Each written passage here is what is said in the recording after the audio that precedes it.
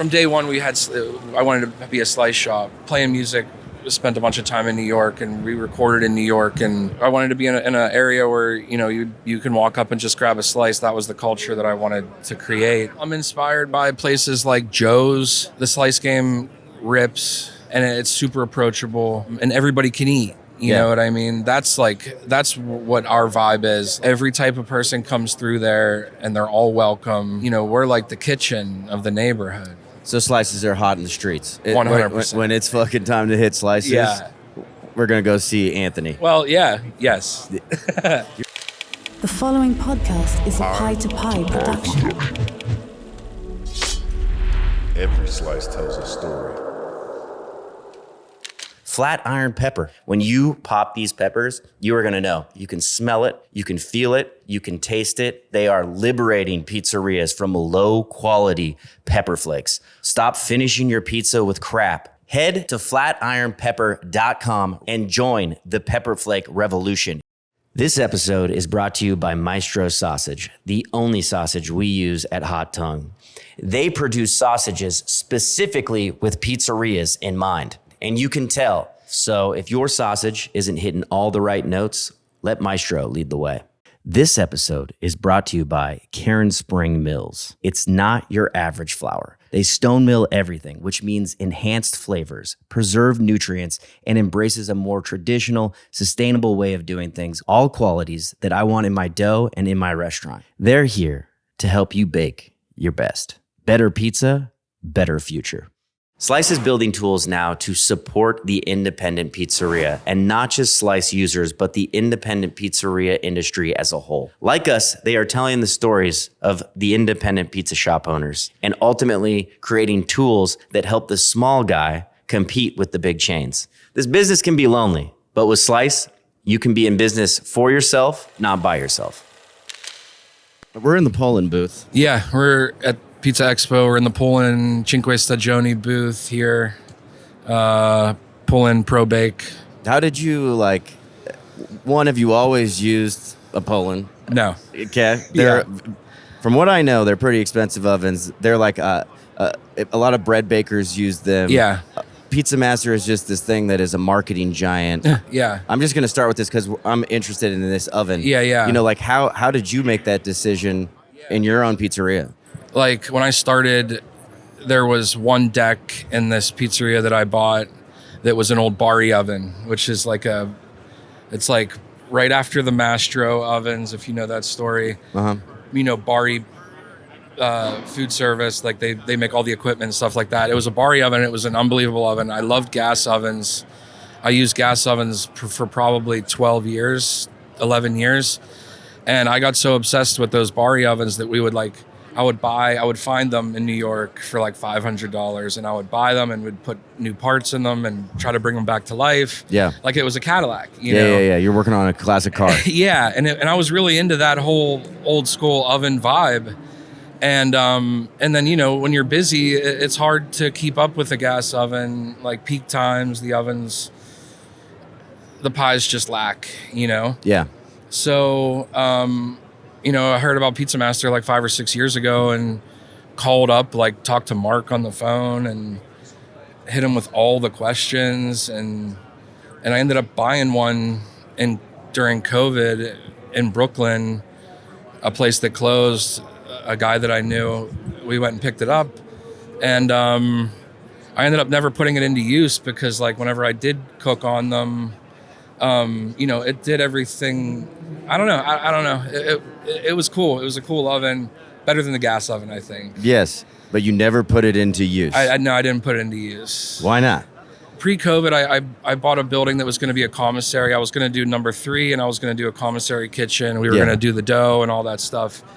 And so I parked it in the commissary, and I thought it was dope. I got introduced to these guys in Ohio that are like the exclusive dealer for Pull-In, and they've been for 30 plus years.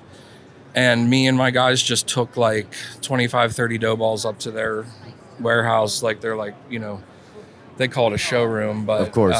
And so we took them up there and we just set up we were just going to let it rip, and we just let it rip 25 pies, just like that. and each one just kept coming out. We didn't change our process at all. They kept coming out, and we were just like, I like put the deposit down that day. It just like it was sick.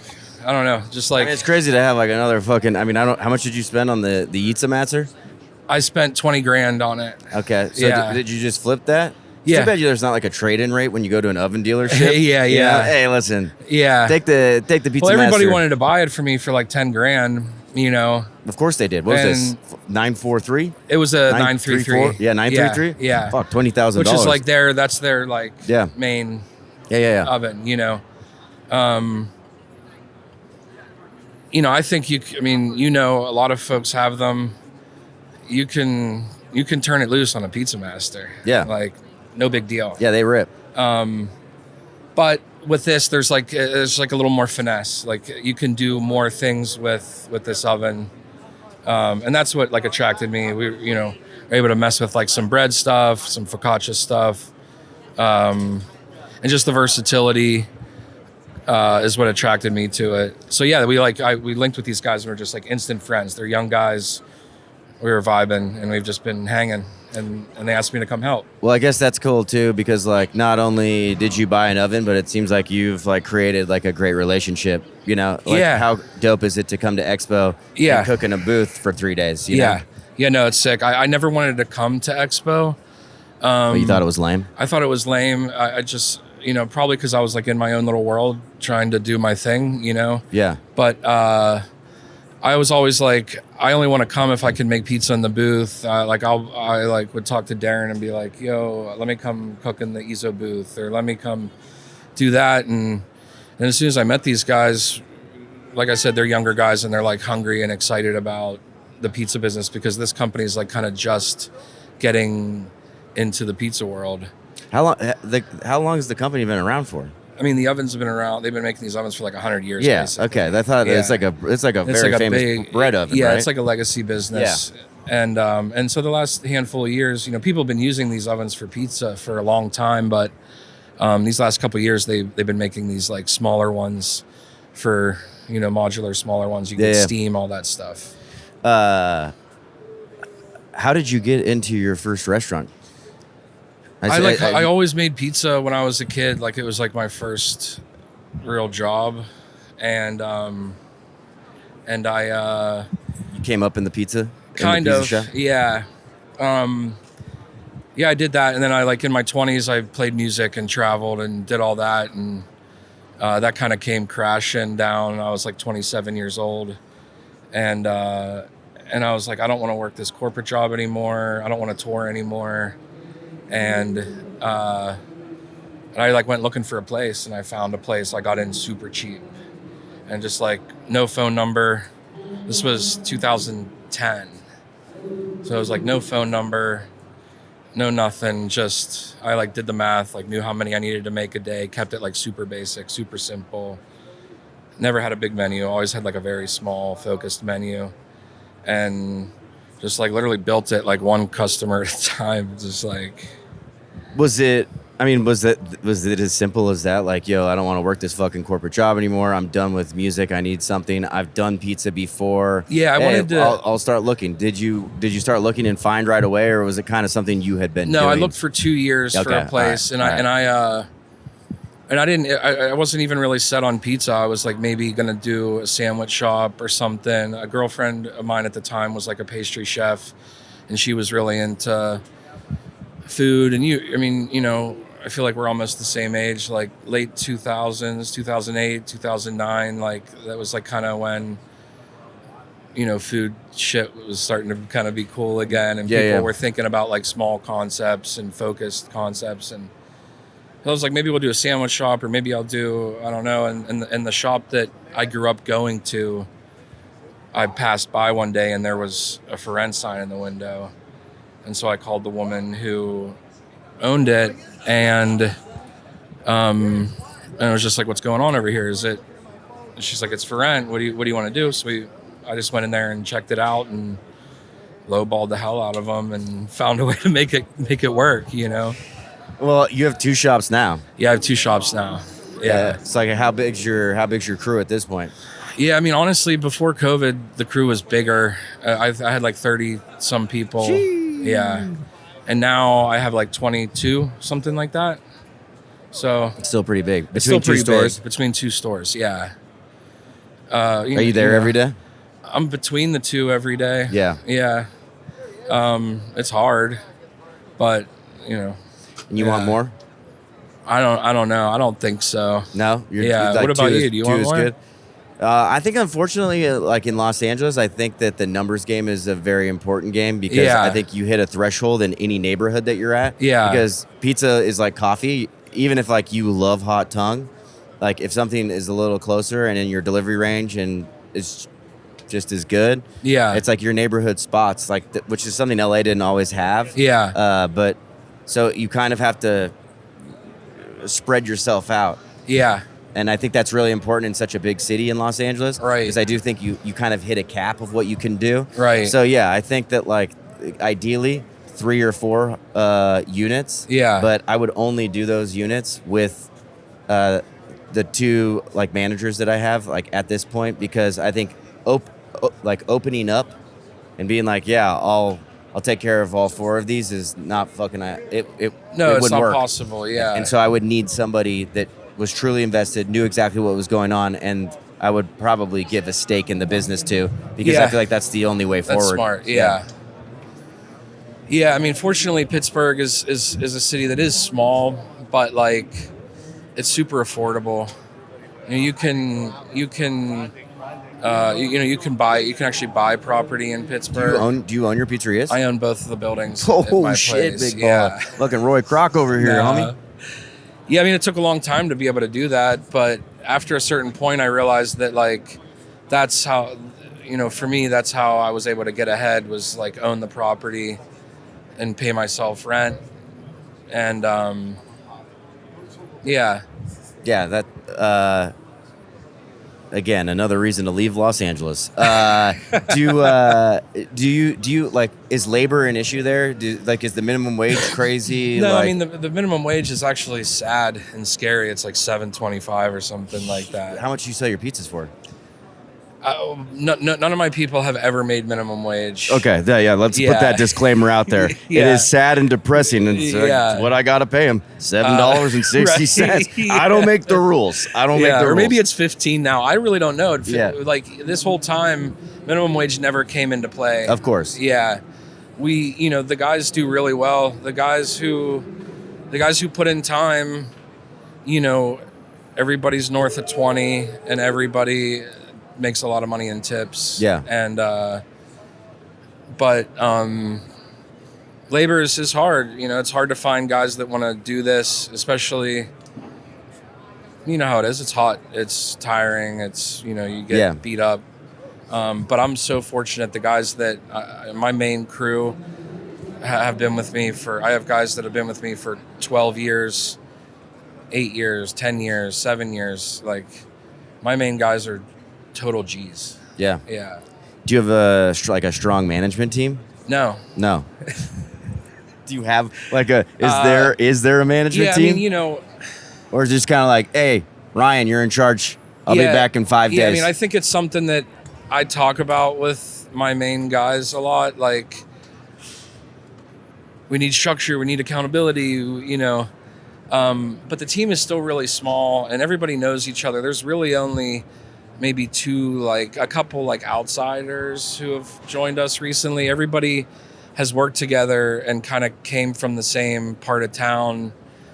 So we don't really have too much conflict, and our operation is so small and so kind of focused that we don't have a lot to do. We focus on the dough and a handful of prep items, and that's it. Well, I mean, dough and making pizza can be it's a lot, pretty labor intensive. I mean, you're doing squares, you're doing rounds, you're doing garlic knots. Yeah. You must be putting some solid work into your dough if you're going to spend so much on an oven. You're right. We are. You know what you're doing. Yeah, we are. We from day one I wanted to be a slice shop. Yeah. Like playing music. Spent a bunch of time in New York, and we recorded in New York and all of that, and And yeah, I wanted to be in an area where, you know, you can walk up and just grab a slice. That was the culture that I wanted to create. And we've been doing that since day one. So, you know, we're kind of always flipping slice pies all day. So slices are hot in the streets. People know that it's time. 100%. When it's fucking time to hit slices, Yeah. we're going to go see Anthony. Well, yeah, yes. You're the slice guy. Some of us in the pizza industry might only know Slice from the online ordering app, which is still around, but Slice is doing a lot more these days. They're building tools now to support the independent pizzeria, and not just Slice users, but the independent pizzeria industry as a whole. They're telling the stories of pizza shop owners, creating resources, and ultimately products that help the smaller guy compete with the bigger chains. Slice now has an integrated POS system that's specifically designed for pizzerias. They're doing stuff like SEO, marketing, and full website build-outs, along with custom box pricing that you are going to get probably way lower than what you're paying for right now. They have a ton of resources for every owner. Buying power is a huge thing, especially when you're talking about big chains. And what Slice allows you to do is negotiate with suppliers and vendors to get a lower rate. That's what the Slice network allows. There's 24/7 tech support for customer care, and an extension of your staff is what they call it. This business can be lonely, as you all know if you listen to this podcast, but it doesn't have to be. With resources provided by Slice, you can be in this business for yourself, but not by yourself. I've been using Karen Spring flour for years now. It's been a complete game changer. It comes from an incredible mill in Washington State, where they stone mill regeneratively grown grains into some of the most flavorful flour I've ever worked with. They stone mill everything, which means enhanced flavors, preserved nutrients, and embraces a more traditional, sustainable way of doing things. You can feel it the second you open the bag. It's not your average flour. It has color. Do you ever look at a white dough ball? A white dough ball makes no sense. Grain is not white. Open up a bag of Karen Springs and take a look at Mother Earth. Karen Spring operates a social purpose corporation. Legally, they're prioritizing impact over profit. That's pretty powerful. Whether it's your main flour or you want to just blend it, using Karen Springs is going to introduce new flavors you've never tasted before. It helps reshape the food system one bake at a time. We choose Karen Springs because we believe that great ingredients are not just a tagline, it's a commitment. And yes, it does cost more, but like anything worth doing, you get what you pay for. Our dough program is the foundation of what we sell. It's my calling card, and it starts with great grain. Be part of something better. Really use the best ingredients. Karen Springs isn't just flour. It's a belief in the makers, the millers, and the movement. Use code PIE2PIE for 15% off your first order at KarenSpring.com. Are you number one on all the lists? I don't know. There's like some old guys that have been doing it for like 50, 60 years in Pittsburgh. Yeah. That have like a Pittsburgh style Is that thing just going on. Is that the kind of cheese that you use? Yeah, it's just a lot of cheese. It's like a lot of Prove and like more than a pound of cheese on like a 16-inch pie. Do you use provolone? I use a little bit of provolone. Okay. Yeah. Just to like for the gods, like the Pete. Honestly, the pit just gods. because we're in Pittsburgh and I'm not gonna front. Like I'll never say we do New York style. I'm not in New York. Like we're not using New York. I mean, you know, it's our style, but you know, having a little bit of Prove, it's like a familiar to the palate of the folks that we serve. Of you course. know? How's like the how's the scene in Pittsburgh changed in the last 5 years? Yeah, in the last 5 years, Because everyone got a Gosney, everyone got an Uni. yeah. Everyone's hot in the streets now. Yeah, yeah. I don't know. I think people are like, I can do that. 100%. That's dude's most people in the restaurant industry. Yeah, they're like, yeah, I could do that. that dude. I'll do that for my retirement. Yeah, done. I'm getting into this game. Shit looks easy. Anthony's never working. Yeah, he's never there. Look at this dude. He's in Vegas Yeah, talking into a microphone. right. He's never there. His guys work so hard. No, I mean, I don't know. I go back and forth with it, honestly. Sometimes I get really upset with seeing all these new guys doing stuff, and I'm like, just kind of like, why can't you just go do something else? Like, go do something else, you know? Yeah. but then on the flip side, I feel like overall, just the more visibility to pizza and the more visibility to like nice products and the visibility online and the algorithm, like I think it's a win for all of us. We're all making more money and we're all selling more pizza because we're seeing pizza's just more. There's more. Well, it's like more. It's like more accessible to be able to make great pizza at home now. Yeah. And then like with social media, it's now easier to get patted on the back for making this great pizza. But are you making, this is a good question. At that point, are you making good pizza or are you making good content? Yeah, no, I mean, thing? there's a lot of guys that have made pizza in their own locations for a very long time that are now like, I'm done doing that. I want to just find a cool little spot and make content doing that. I think that's kind of a cool thing to do. I don't know. I'm not great at making content, so I don't know. But I mean, yeah, I don't know. You're making content. You're making one pizza. You're taking your time with the video. You're making 4 pizzas. You're posting 8 pizzas on your Instagram. Like, I don't know. It's different. I mean, who are we to judge? If that's what they want to do, and if that's what gets them excited, and they can hold down a regular job and do that sort of thing on the side, like that's cool. Yeah, no, I mean, I'd say that it kind of elevates everybody. Especially when you see a home baker pull out a pie from an uni and be like, "Fuck, dude, I need to step it up." Yeah. Shit. Yeah. I don't know. I never used the uni. Like before COVID, I bought one of those Fiero trailers, and I had a contract to be outside of like a music venue. Do you still do that? I do it for kind of fun and friends, and I pick the events that I want to do pretty much. But I love wood fired. I'm kind of getting good at it, like Neapolitan-ish, like contemporaneous style. Yeah. So like, is catering part of? It's not. No. I just pick what I wanna do. We get asked to do stuff, and we usually just do like friends and extended friends and family things. I'd love to turn it loose, but like coming back to like the help thing, it's like it's hard to find people, guys that fit into your world, and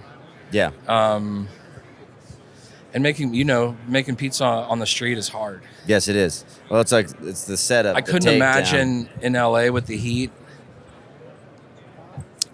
Yeah. Well, like, what do you do? Ice between Arizona. Each boxes, like one tray, a layer of ice, one tray. Dude, I'm pretty sure like I think Nick just like takes his dough out of the fridge when it's time to cook and prays to God it doesn't blow out. Yeah. Well, how do you? Yeah, I don't know. I'm going to Coachella to cook with this restaurant called Ronin. Okay. They have like 10 Gosneys, and we'll be there every day. And I'm sure there's refrigeration. Yeah, they'll have refrigeration. But you're gonna have to it's gonna be a wild time. Yeah. I'm excited to see how we pull it off. At that point, I'm just gonna do whatever boss tells me. Yeah. I'm excited to just be told what to do. How sick is that when you can do something like here? Like here, I'm just like, I'm not making any, I don't need to make any decisions. I want to be told what's going on. It's so nice. It's the best, dude. I worked with Nick, Lucky Nick, on his trailer. He has a Fiero trailer, and like 3 weeks ago, and it's like, hurry up, grab more dough, do this. Like, dude, no problem. Yes, sir. You got it. Yeah. Like, none of this is my responsibility. Right. Yeah. Whatever you say, I will fucking keep slapping out dough. Right. Let's go. Like, yeah. I get in my car and I'm like, oh man, this is what it's like to be happy. I'm like, damn, dude, is it time to sell? No one will buy it. No, I know. Or they'll give me like half of what it's worth. It doesn't. I sold a place. My first place, I was there for like 13 years, and the woman wouldn't sell me the property, and I was like, fuck this. Like I'm ready to move on. So I sold the assets, and you get a fraction of what it's potentially worth, what you're looking for, So, who's going to buy it? Yeah. I know. Well, you ever heard like the person that's like, yeah, I'm just gonna like open up 3 or 4 of these, 5 of these, and then I'm just gonna sell them. Oh, dude, yeah. It's like, what dream world are you living in? We hear it all the time. They're like, yeah, we're gonna get 10 units. We're gonna, run it for 2 years. Then we're gonna make the numbers look good. Then we're gonna flip it and blah blah blah. blah. And it's like, good luck. Yeah, that's not gonna happen. Yeah. We need an oven brush. Here he goes. Here's the handoff. Well, you said you were going to open up 3 and a commissary, and you were so like, I had to. Let's slow down, baby. Pump the brakes. I had to, and I bought a building that I was going to do number 3 in, and then I bought another building that was going to be the commissary. So you own those buildings? Yeah. You own 4 buildings? Yeah. Dude, you selling Sunset over here? What's up? You selling Sunset? No, I mean, like I said, Pittsburgh is cool.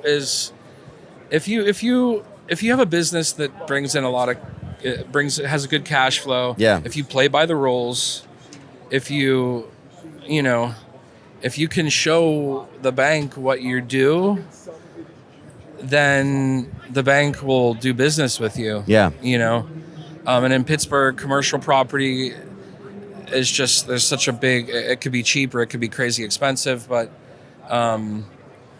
yeah, so I was fortunate enough to buy some property, and I kind of had like a little plan to do a little bit of a thing, and then we kind of scaled back. But yeah. So what are you doing with that property now, dude? Are you grow house or something? So one marijuana of them, sales? No, they got free. They got it's weed turning out there? into. I actually should make dispensaries, dude. That's where the money's at. Right. Oh yeah. Or we just do it like low key, like Fent. Get into some Fent, dude. Straight into it. Straight from Canada. Yeah, no, we good Canadian Fent. We've talked about doing, throwing parties, doing nice. Just music turned it shit, into an underground club. Doing secret shit. Really? Yeah. That's sick. But there's a ginormous hole in the ground because we started doing work for a new sewer line.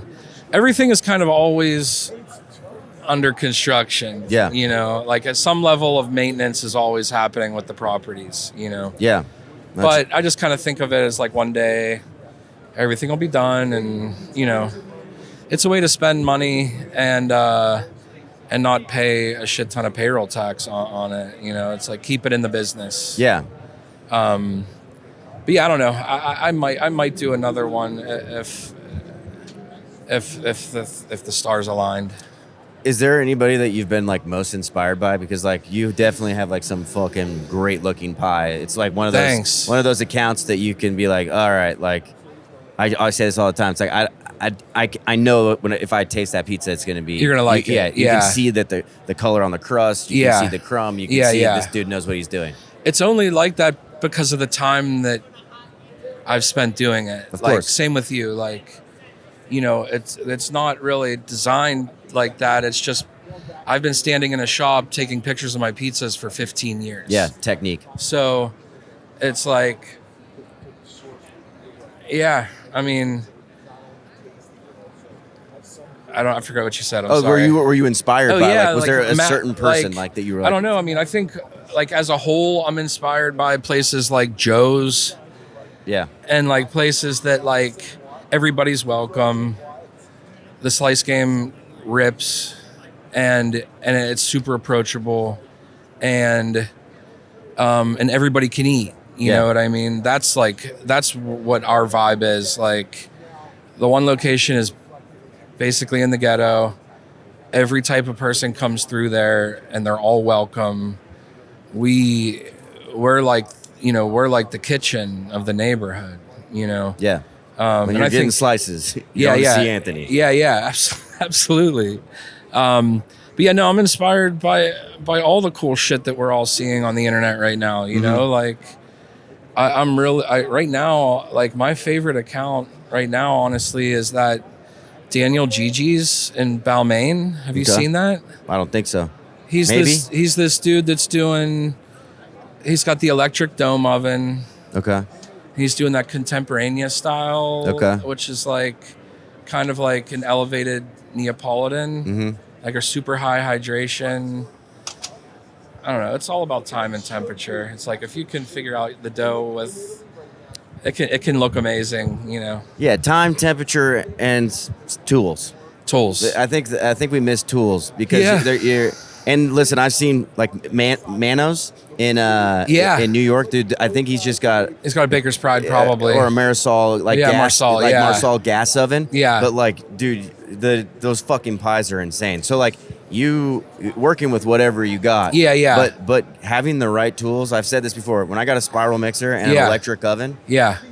I couldn't make pizza like that. Right. I did not have the tools to dial in exactly what I wanted to do, especially doing sourdough pizza. Yeah. The mix on the number, like speed 2 on a Sun mix with the bar and the arm. Like, I got the friction that gave me the exact heat that I needed for my sourdough to activate.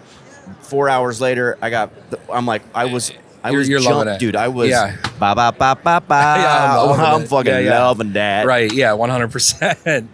Do you find it as crazy as I do that we put the best ingredients in our pizza, our dough, our cheese, toppings, fresh produce, and then we put pencil shavings on our tables called red chili flakes? What is a red chili flake? We found out about Flatiron premium pepper flakes from a customer who actually brought us some. We were putting it on every slice we ate. It was gold. We were like searching for it like addicts in the back, just like, ooh, where's the Flatiron? Where's the Flatiron? There is no going back. When you pop these peppers, you are gonna know. You can smell it, you can feel it, you can taste it. The 4-pepper blend, which is actually the blend we have on every table at Hot Tongue, definitely has a higher heat level, and I'm a heat guy, if you know what I'm saying. It has the arbol, the jalapeno, the ghost, and the habanero. Spicy. They are liberating pizzerias from low-quality pepper flakes. Flatiron pepper, you are going to know the difference. In here, real peppers from Italy. Let's go. Head to flatironpepper.com right now. Use the code pie to pie at checkout. That's pie, number 2, pie at checkout. And any order over $25 is going to get you a bottle free of the sweet heat. Put that sweet heat in your cart, and any order over $25, that baby's gonna be free. Do not miss this chance to upgrade your pepper game. Head to flatironpepper.com right now and join the Pepper Flake revolution. If your sausage needs aren't hitting all the right notes, then let Maestro lead the way. Maestro has been working closely with pizzerias for decades. They produce sausages designed specifically with pizzerias in mind. And you can tell their Italian sausage crumbles look like they were handmade in your shop, and they will taste that way as well. With over 80 years in business, family owned and operated, the family is incredible, and so is their product. It's quality sausage with quality ingredients. Click the link in the show notes. A classical masterpiece awaits you. Back to the show. Yeah, no, you're right, dude. It's all about the tools, and that's hard for folks when they're getting started that are trying to get into the game, because you get into you see it every day. I mean, these guys are getting into the game with $1 million behind them, and then they're buying all the stuff, and they're hiring the guy to put it all together and everything in between. Yeah, or you're buying a 2nd gen or a 3rd gen place that has like a Hobart that's rickety, an old Baker's Pride that like the door's hanging off, And if you have the patience to do that and deal with those things, then you do it and you build your business like that, But now I know more than ever that you have to spend the money. You have to, there's a kit. You know about the kit. You got to get the kit. You got to get fitted up, dude. That is so true. Yeah. Like, do not spend your money on a build out. Yeah. People, no one gives. Most people don't care what's on your wall. Last year after the expo, I met a bunch of people and I talked to a bunch of people about their business and about stuff like that, and a handful of guys that we both know opened up places this year and spent a ton of money and left stuff that they should have spent the money on the equipment. Yeah, dude, if I could go back for a build out, I would have spent so much more money on equipment and less money on actual build out. Like, we talked to Peter Fierro, and just the shit that he's talking about with a kind of a conveyor line with things that are coming out, like, it sounds crazy. I know. It looks pretty exciting too. I mean, I know about that heat. That impinger heat is going to give you a different bake. Mm-hmm. I've done events with my squares in conveyor belt ovens, and they come out pretty good, but it's kind of a totally different bake. The stone, I think, would help, you know. I think that's a genius move for like a frozen line. It'll get better. Yeah. We went up in California and tried one out. We cooked. We did a tavern. We did a Detroit. We cooked a Roman. Yeah. We did a bunch of round and thins, and the thing was fucking. I mean, we had to dial it in, and it took a minute. Yeah. But just like any tool, you gotta study. Yeah. Wax on, wax off. Right. But I was pretty impressed. But I like I said, I don't know if I'm ready to trade in my deck oven yet. Yeah. But where the technology's going, I know is kind of bananas. I mean, I think part of the ingredient of a dope shop is like walking in and seeing the oven. Yeah, there's that for sure. And seeing, you know, the guy leaning on it all day and, you know, all that shit. Like, that's part of the recipe. But maybe you run, you know, a pretty looking deck oven up front near your slice counter, and then you park that thing in the back. I think and you have a whole nother staff back there just shredding. Yeah, you get like a little deck oven for slices, and people get to see that. And even like spinning pies, I'm like we're a year and a half into this, into the move of this location that I just did, and so we're still kind of like working out the kinks, and you know, seeing what it's like during peak times. We just kind of keep getting busier, and I'm like, yeah, maybe we rock one oven up front for the slices, and, you know, we send some checks up front and some checks out the back. You know? Why not? Yeah, space. Yeah, power. That's the other thing with these ovens is like the power game. I just put a new set into my one location, and it took a year to deal with the power company and everything. It needed engineered, all that shit. Yeah. We did a power upgrade. I remodeled a Subway, and we had to get 200 extra amps, and it was a nightmare because we had to get 4 different bureaucratic fucking DWP, building and safety, UL, during COVID. All of that shit. Getting one of those people to show up at your restaurant, but getting all 3 of them to show up at the same time took 6 months. Probably cost an extra $30,000-$40,000. Oh, dude, at least. I'm sure at least. Yeah, no, I mean, that was the funny thing is that, like, during COVID, everybody was, like, chilling, what's up? And then we were just grinding. We were making so many pizzas during COVID. We were busy as hell. And, like, so many people just, like, didn't go to work, you know? Power upgrades. No thanks. Just give me that second Jenny. Right? Give me that second Jenny with 400 amps. Dude, I know. A hood, some okay plumbing. Hey, I'll pay for a snake. Done. I'll slap up some Deladesso on the wall. Yeah, done. Get some cool hue lights. That's the dream. You know 400 amps is the dream. Throw some toast in there. Put a slice oven so people think that's what we're doing, and then just conveyors in the back. Line them up, and the Prima. Just a fucking Prima conveyors. 4 Primas, 4 conveyors. 4 conveyors just spitting out. And they'd drop all my prices, hire 2 people, build some robots. Yeah. Move to Europe. Right. Just fucking operate it Live from on the beach. Yeah, from what is it? What are those cameras? A Ring camera? I'll just Toast check AI. it on my Ring. Toast AI. Lumen AI. Yeah, Lumen. So I'm severed, dude. I'll be severed over there. We'll just sever everyone. Yeah. They'll come into Hot Tongue. Did you get the Lumen demo for Hot Tongue? The Lumen demo? Yeah. Are we talking about the same thing? Yeah, Lumen AI. Oh shit, I'm talking about the show Severance. Oh no, I haven't seen it yet. Oh my god, the company's called Lumen, where like you go down to work and you forget everything. Oh shit. No, what's Lumen AI? Lumen AI is like, I think it's like a Toast adjacent AI answering. Yeah, the phone orders. Yeah. Dude, yeah. That what I want it. Sign me up. You got it? You using it? No, but I got the demo. Is it sick? It's kind of sick. It's always in a good mood. That's what I'm saying. Listen, this is my theory though. We get all these AI voices and workers work in the service industry.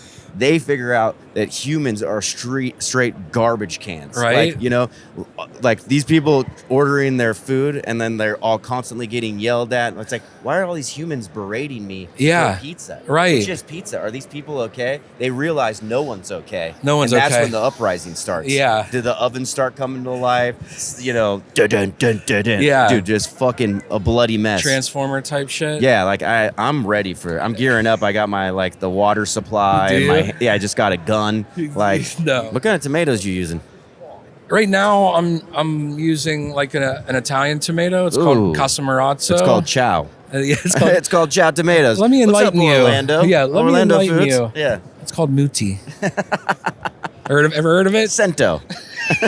I use Cento. Yeah. You ever heard of it? Really good. Escolan. Cento San Marzano. That's right, dude. DOP, motherfucker.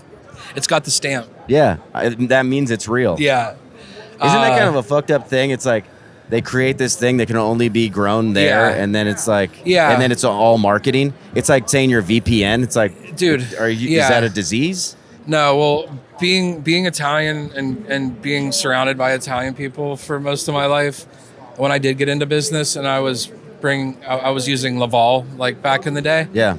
And my landlords were like off the boat from over there, and she would bring newspapers into me and be like, they're lying. This is from China. And would like give me all the shit. So She knew. Yeah, they totally knew. Right now I'm using a Casamarazzo, like their Napoli. Yeah.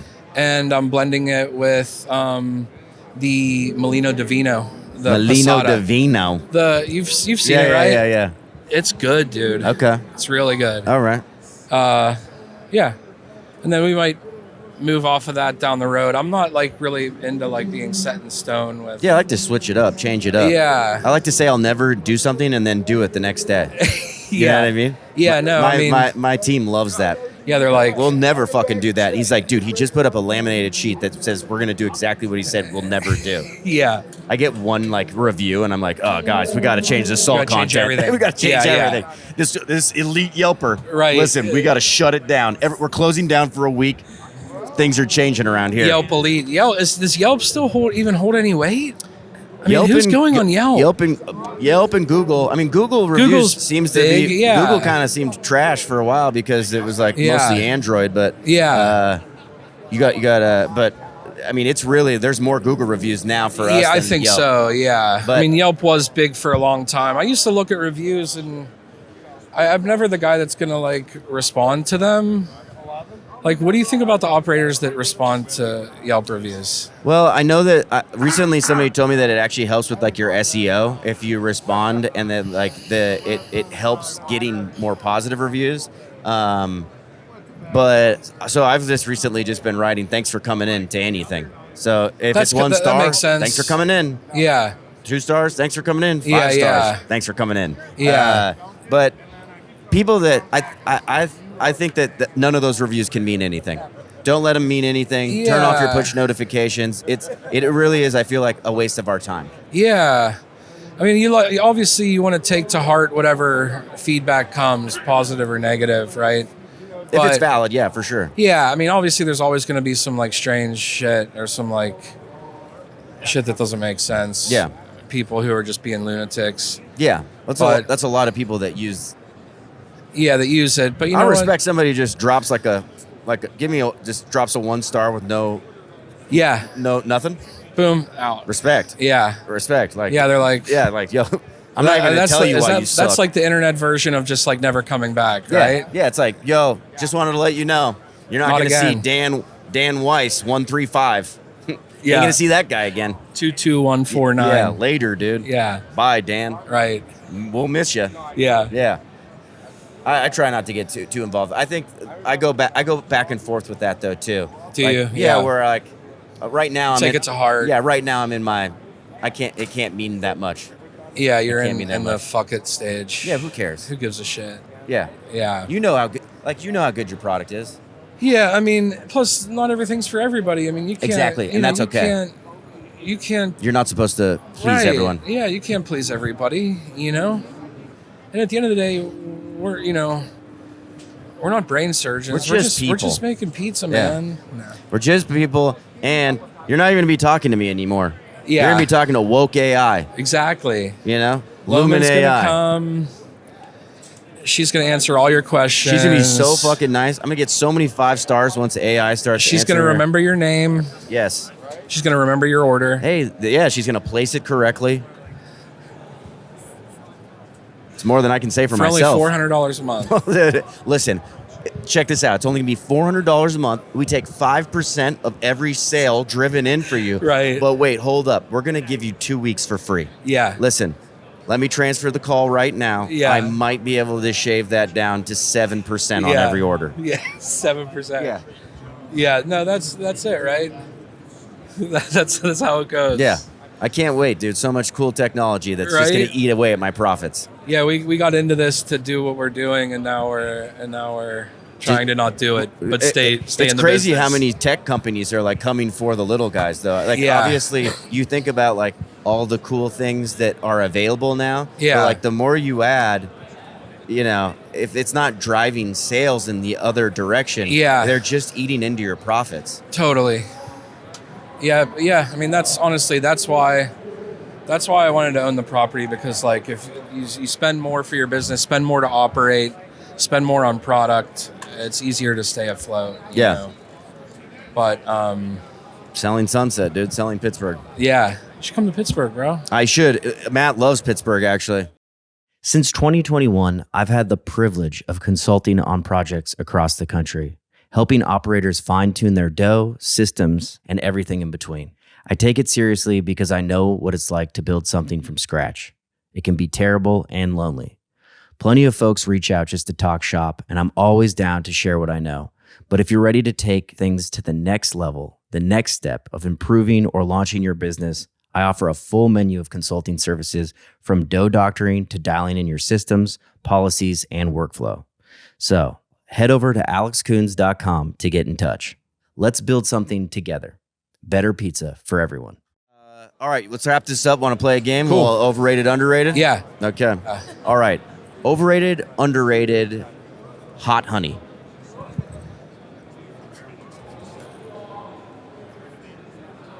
I think it's overrated. I have a friend that's a bee guy, a honey guy that's been doing it for a long time, that just gave me his first batch of hot honey that has peppers grown in the neighborhood. It's all hyper local. That's really great. It's also really expensive. I don't know.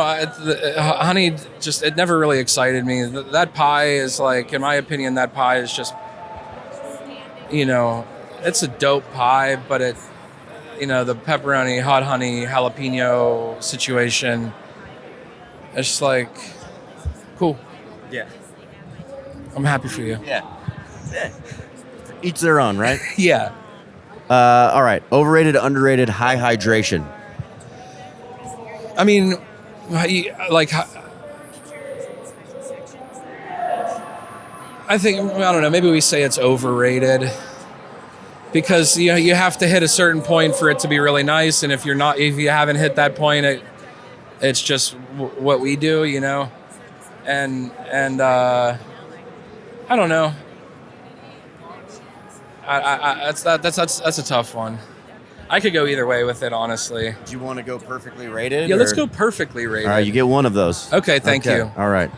Okay, overrated, underrated, grande cheese. Perfect. I mean, I don't know. I wasn't a grande guy for a really long time, and shredded my own cheese and all that shit. What'd you use prior to grande? Before grande, I used F&A. Okay. Yeah, and it was good for a long time before Saputo bought it and whatever. Yeah. But yeah, so I switched to grande. I mean, I love grande. The more I do this, we're underrated. You're giving it an underrated. I'm gonna go underrated. Oh, hell yeah. I mean, you could go to an insane cheese and spend out the ass, but I think you can accomplish a lot with grande. 100%. Yeah. 100%. Are you a grande guy? Yeah, I use grande. Yeah. Yeah. The melt, the spread of the cheese is. Yeah. I haven't found anything. I can use 4 ounces of grande, and I would have to use 8 ounces of anything else to get the spread. Yeah. And I'm a less is more kind of guy. Totally. I like to taste everything. Yeah. Overrated, underrated, pre-ferments. I think they're underrated, because I think, I think if you know what you're doing and you use a pre-ferment as a tool in your tool belt. You know what I mean? Like, I think if you know how to use them, you can like dance in the kitchen. You can dance the dance, baby. You know, they could be difficult, but I think if you know what you're doing, yeah. Okay, last one. Okay, this is the last podcast out here in Las Vegas. So cool. Overrated, underrated, the Pizza Expo.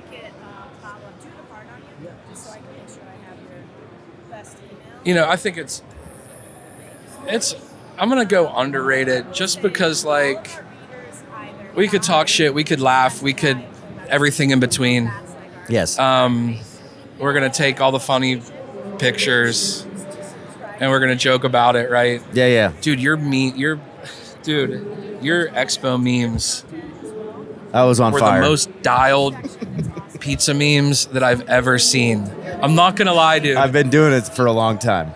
You know, I've been in the game for a minute. I've been on the internet fucking around with pizza for 15 plus years. Yeah. And of course, homie does it. Bruce? SPM, does a great job. Yes, he kills it. He doesn't. I want to run into him. I think he's around at I've the never Slice met booth. him. Yeah, dude, he's a good fucking dude. This podcast doesn't exist without Bruce. Yeah, dude is just a total G and an animal in life, it looks like. And his memes are out of this world, and it helps in the midst of what we do, right? Of course. Dude, the 8 or 10 that you made skyrocketed to the top, dude. Dude, I was my meme lordom. How long were they in the back pocket before you let them go? My son had the flu last weekend, and so my wife was out of town, so we were watching Sonic Prime. I had watched so much fucking Tobots, and so like I was just doom scrolling, and I just started making them. So you were just like I was making them on the fly. Video. I would share somebody else's meme and then just write something just right over it. Yeah. I should have saved some of them because they were pretty and posted them, but you have to go back and do that, dude. Like, I sent them to some of my friends in the industry. the one girl that we were talking to earlier. Yeah. Right before you walked up, she brought up the Caputo one. Yeah. Caputo booth. It was like, it's those guys. Yeah. Maybe I'll ask you this one. Maybe we keep it. Maybe we probably cut it out. This will be the last one. Cool. Overrated, underrated, caliente pizza. Dude, you can post whatever you want to post. I don't give a shit. Like, caliente is totally overrated. You know, they have a big market share in the Pittsburgh area because, you know, when you get to a point that like that and you have a team, right? You know, you have your PR team and your marketing team and they're big. And it's big, yeah. And you know, they own property in Pittsburgh, so they buy the places, a lot of second gen places. And, you know, I'm not gonna like talk shit. If you want to like run your business and throw the shit up against the wall and just see what happens and just like let her rip on like turbo fries and like all sorts of like random menu items. Yeah. Like zucchini sticks. And then you want to come here and like flex, like, you know what the fuck you're doing. Like, have fun with that. I think that would be my biggest issue with Pizza Expo. I mean, that's the biggest issue totally is like, you know, like we were talking about yesterday, it's just like, I got the uni, I got the this, I you know, and then they like puff their chest out like they know what the fuck they're doing. Yeah, it's like, come on, dude, get real. None of us know what we're doing. None of us know what we're doing. The only person who knows what they're doing is Lumen AI. Totally. Yeah. But, you know, but yeah, throw those unis out on the street. Start ripping. Put 100 dough balls in your trunk. Yeah. And see what it's like. Yeah. Put them in a pull-in and grow up. Yeah, buy the pull-in and just fucking grow up. Good luck, dude. Fucking go wait in the truck. Yeah. I got get my son's booster seat. I'll take you for a ride, young man. Yeah. Young lady. Right. Bunch of fucking old 40-year-olds talking. I know, dude. Your elders, dude, we're those guys now. We've turned into those guys. Wait, dude, did this come off like that? No, that's just who we are. I think it came off like we're like... No, that's who we are. That's who we are. That's who we are. Yeah. That's in my blood now. No, that's what happens when you spend time. You're an old timer. When you spend enough time in a restaurant. Yeah. Come on. I can't wait till I'm fucking in Europe. Maybe I'll go back to school. Yeah, dude. I think I had like a new life perspective after this too. I think community college is in my future. I tried it once. Yeah, I think 40 is like I did 9 months the worth. new 20. So I'll try it again, figure it out. Maybe move to Pittsburgh. Dude, move to Pittsburgh. Just fucking file bankruptcy, move to Pittsburgh, and buy some property. Maybe you'll sell me one. I'll take over the fence. I ran into Nino yesterday. Oh, Caniglio? Yeah, and he's checking out some gear, you know. And he told me this story about how he got locked up in Pittsburgh. Yeah, that tracks. I'll leave it at that. Okay. But it was such a killer story.